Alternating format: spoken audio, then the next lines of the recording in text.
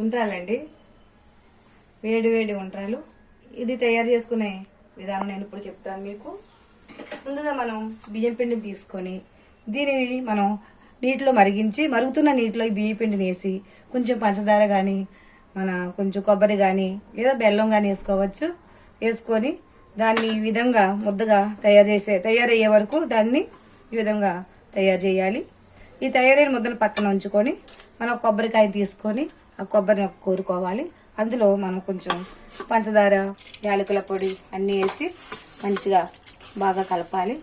ఈ బాగా కలిపిన ముద్దను పక్కన పెట్టుకొని మనం ఈ ఉడికించిన బియ్యం ముద్ద ఉంది కదండి, దానిని ఈ విధంగా తీసుకొని ఈ మధ్యలో మనం ఈ కొబ్బరిని పెట్టి మనం సున్నుండని ఏ విధంగా చుట్టుకుంటాం ఆ విధంగా దీన్ని చుట్టుకోవాలి.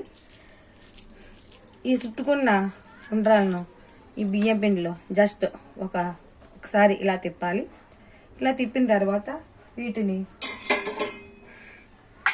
మనం ఇడ్లీ గిన్నెలో పెట్టి మనం ఇడ్లీ ఏ విధంగా ఆవిరికి ఉడికిస్తామో ఆ విధంగా మనం ఈ ఉండ్రాలను ఉడికించాలి.